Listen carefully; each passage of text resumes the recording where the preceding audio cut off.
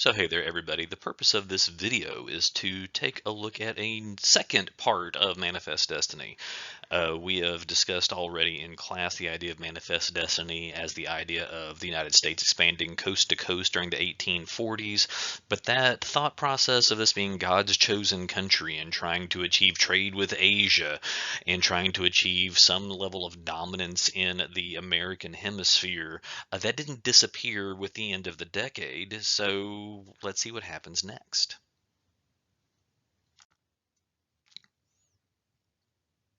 So in the 1850s, the goal of Manifest Destiny didn't really change. If the goal was always to get coast to coast on an economic aspect of this, the next step on this is going to be to establish trade with somebody in Asia. This in 1854 is a job that is assigned to Commodore Matthew Perry, who is sent from the west coast of the United States to Japan to negotiate a trade agreement. That trade agreement is known as the Treaty of Kanagawa, and it's negotiated in 1854, and it does open up Japan to outside trade for the first time in a couple of hundred years, as matter kind of goes on this, which is a real feather in Perry's hat, so to speak. This is a real accomplishment to be had, but this is also accomplished through a tactic that is sometimes referred to as gunboat diplomacy. Gunboat diplomacy doesn't mean that there is actual fighting that takes place in order to achieve trade, but it does sort of encourage trade to happen by demonstrating a show of some naval force. So what happens in 1853 and 54 is that Perry's fleet, which includes some American naval vessels, they arrive in Japanese ports and are asking for trade to happen, with kind of like the unspoken idea that if trade doesn't happen, then that the gunboats may be used.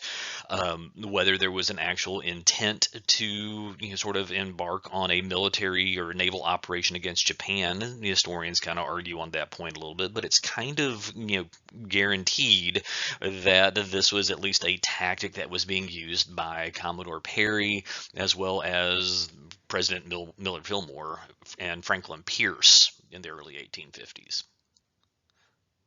So this achieves the goal of Manifest Destiny to achieve some sort of level of trade with Asia. Another prospect that developed through the 1840s with Manifest Destiny is to extend Southern control. Slave controversy kind of being in the mix of this. This kind of like adds into the idea that maybe that this expansion is about trying to acquire more potential slave states. So in 1854, Franklin Pierce, president at that point in time, operates this project that is referred to as the Ostend Manifesto. This is a secret document that was setting out to acquire Cuba from Spain.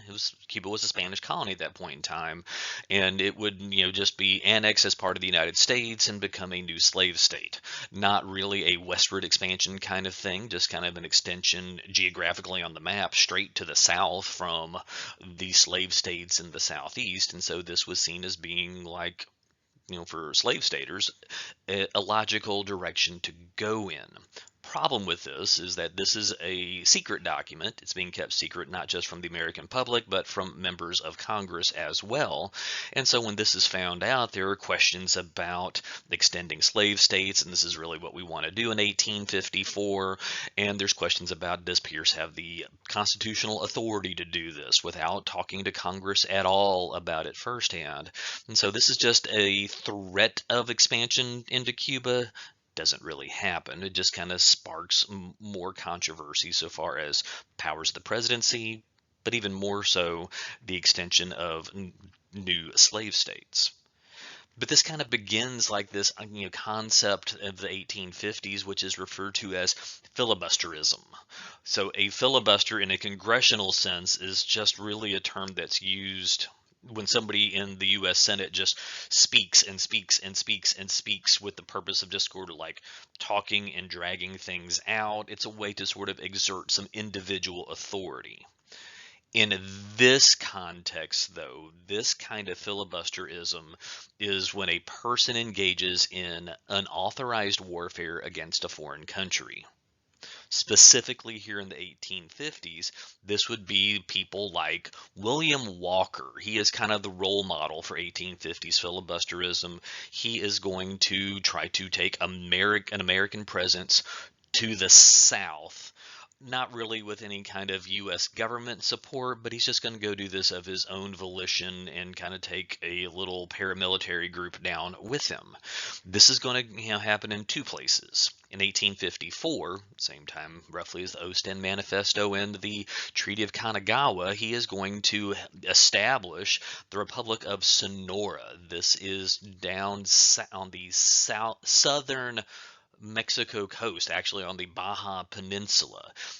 He declares an independent republic, kind of like the Republic of Texas, kind of like the Bear Flag Republic in California during the Mexican War, trying to follow that type of mentality. This also was like filibusterism, kind of borrowing on ideas from the 1830s and 40s, and now trying to be its own thing here in the Baja in 1854.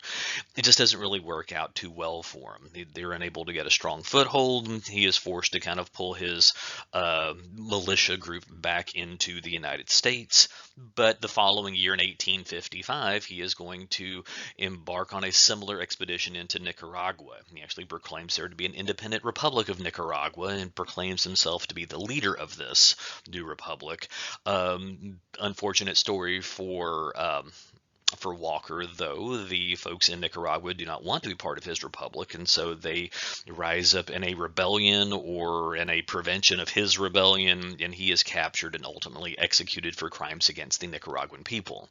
So it's kind of like this awkward end to Walker's story, but this is a sign that this idea of manifest destiny and this idea that God's chosen country should be continuing to expand, it's not going to stop just because we got out of the 1840s. By the time we get here in the 1850s, the idea is going to continue, but it's really going to be, well, delayed significantly. And I guess maybe not delayed, but the focus is going to be retrained thanks to the Civil War. So during and even after the Civil War, Manifest Destiny as an idea of westward expansion, the focus shifts slightly. It's less about acquiring new territory and more about trying to get better control over the territory that was already held. So during the Civil War, there's two big pieces of legislation that come into play. One of them is the Homestead Act of 1862. This is going to encourage American farmers to settle out further and further west into the Great Plains, and it's going to encourage this by essentially giving them free land, 160 acres of land for any farmer that goes out there and is just going to work that land for 5 years, and then they can just create their own homestead. Creates a little bit more of a westward migration for the American people, kind of a continuation of things that we've seen in previous generations. In terms of internal improvements, Henry Clay and the American system are gone by the Civil War, but the idea of a transcontinental railroad is definitely in place.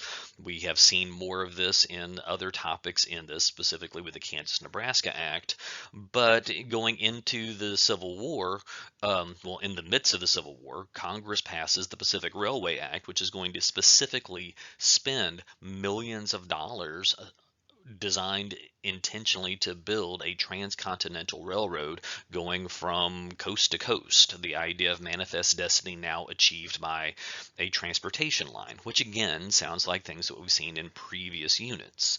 This is going to be achieved, in 1869 when the railroad links are connected to each other in Promontory Point, Utah, just to the north of Salt Lake City, where there are Mormon settlements by that point in time. But tell you what, while this is something that is worth mentioning here in Unit 5, because this is happening during the Civil War, the impact of both of these pieces of legislation are going to be felt really much more so after the Civil War when we come back in January. So it's good to keep track of this. It is good to keep track of Commodore Perry and William Walker. But remember, this is not just a one-off kind of thing. This is something that is part of a longer story that's going to take us well into the second semester.